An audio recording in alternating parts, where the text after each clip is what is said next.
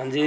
नमस्ते आप सभी का education champ by Vishu YouTube channel पे फ्रेंड्स, जैसा कि आप सभी जानते हैं कि इससे पहले हम लोग क्लास 12 जो इंग्लिश है और साइंस और आर्ट्स दोनों के लिए क्लास है। हम लोग क्या किए थे, जो प्रोज था आपका, प्रोज में 1 से लेकर 11 चैप्टर तक के पूरे ऑब्जेक्टिव को देख चुके हैं। तो जो विद्यार्थी नहीं देखे हैं जाके हमारे प्लेलिस्ट में आप जाकर देख लीजिए। बहुत ही यहाँ पे हर एक चैप्टर से 20-25 ऑब्जेक्टिव बनवाया गया है, जो आपके लिए बहुत ही महत्वपूर्ण है। और आज से हम प्रोज शुरू कर रहे हैं। 10 चैप्टर है, 10 दिन में आपको यह ख़त्म कर देंगे हम। आज का पहला चैप्टर है sweetest love by don't go, जो जॉन डॉन के द्वारा लिखा गया है। तो आपसे विनती है क्लास को अंत तक जरूर देखेंगे। ठीक है, तो आज का पहला प्रश्न है sweetest love I don't go is a, क्या है?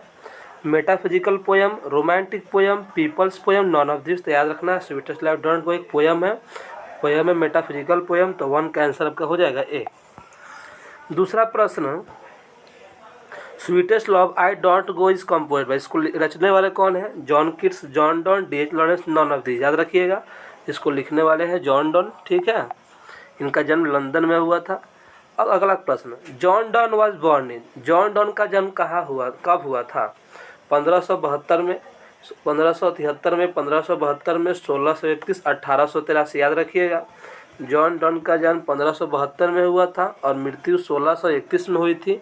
कहाँ पे जन्म हुआ था? इनका जन्म हुआ था लंदन में। ठीक है, याद रखिएगा, इनका जन्म हुआ था लंदन में। John Donne was died in, John Donne कब मरे थे? 1573, 1578, 1572, 1631। आपको याद रखना है, जॉन डॉन मरे थे 1631 में, अही मैं बताया हूँ।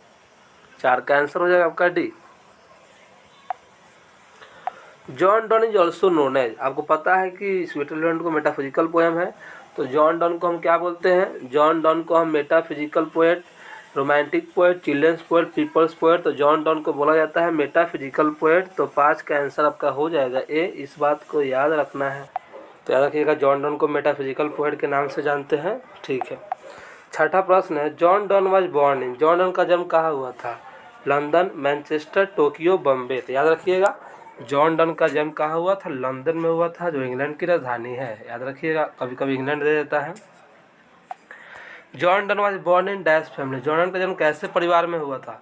रोमन कैथोलिक, हिंदू, ब्राह्मण। याद रखिएगा, ये रोमन कैथोलिक फैमिली में हुआ था और इनके धर्म के कारण इनको क्या किया गया था? इनके यूनिवर्सिटी से बिना डिग्री के निकालने का कोशिश भी किया गया था। क्वेश्चन पूछता है, लिखा भी हुआ है, Donne was first to leave dash without a degree because of religion. Donne को किस कारण से उनके कॉलेज से निकालने की धमकी दिया गया? अपने धर्म के कारण। कौन सा यूनिवर्सिटी से? China university, Oxford university, America university, none of. याद रखिएगा, उनको ऑक्सफोर्ड यूनिवर्सिटी से बिना डिग्री के निकालने का दिया गया क्योंकि उनकी जात वो छोटे धर्म के थे। 8वां का आंसर आपका हो जाएगा बी।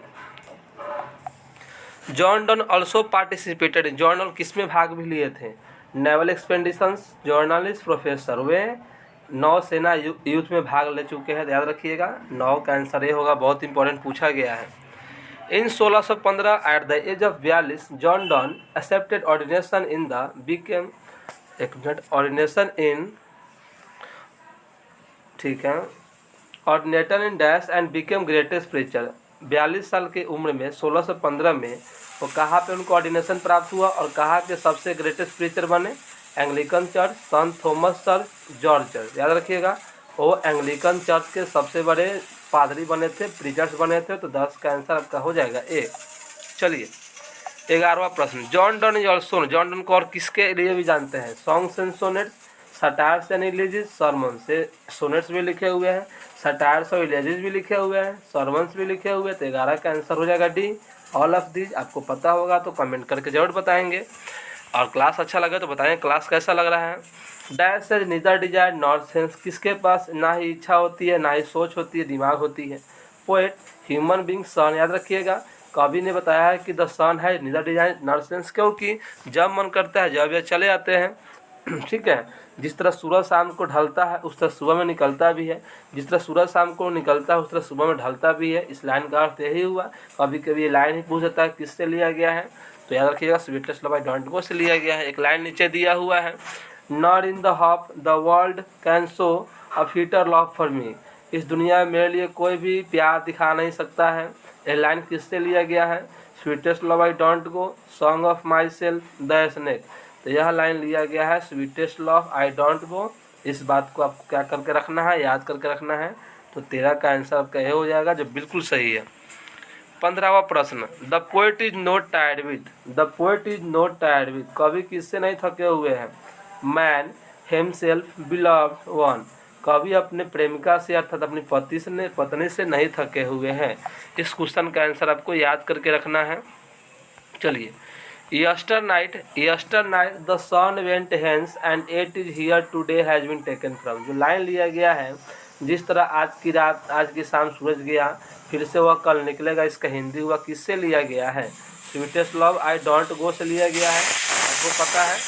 तो 14 का आंसर आपका क्या हो जाएगा? 1 मिनट, 14 का आंसर आपका हो जाएगा A, sweetest love I don't go. ठीक है। Who will make speedier journey than the sun, sun से भी अधिक स्पीडियर जर्नी कौन करेगा? पोएट, बिलव्ड, ह्यूमन, एनिमल्स, कवि कहते हैं कि मैं सूर्य से भी अधिक तेज यात्रा करूंगा। तो 15 का आंसर हो जाएगा पोएट। यह बहुत वेरी वेरी इंपॉर्टेंट है, पूछा गया, याद रखिएगा। What makes man's power feeble, मनुष्य की शक्ति को कमजोर क्या बनाता है? उसकी अच्छाई, बैडनेस बुराई, लव प्यार। वो पता है love makes a man's power feeble. तो 16 का आंसर आपका हो जाएगा सी।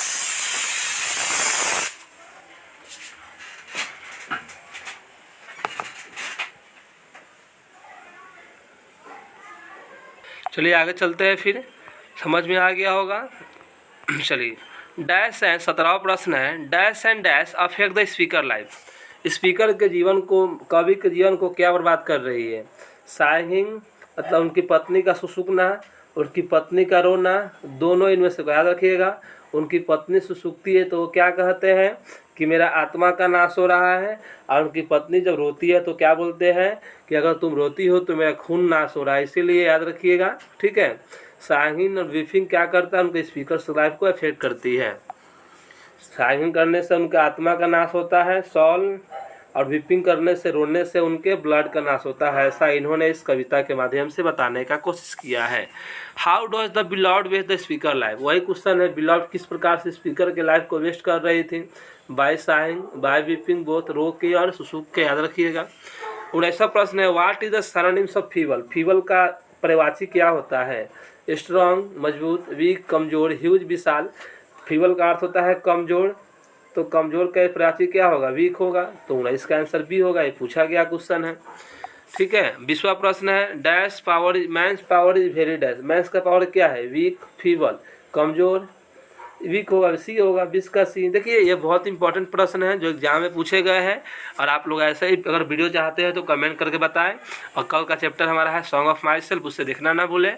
और इससे पहले हम क्लास 10 मेरा शाम को क्लास 12 जियोग्राफी का लाइव क्लास चल रहा है शाम 7 बजे।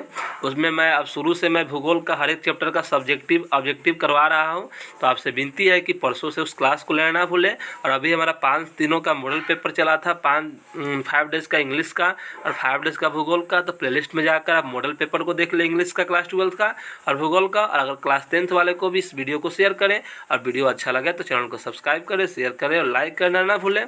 तो कमेंट में करके बताएं कि आपको यह वीडियो कैसा लगा। ठीक है, फिर से मिलते हैं अगले वीडियो में। धन्यवाद एंड थैंक्स फॉर वॉचिंग।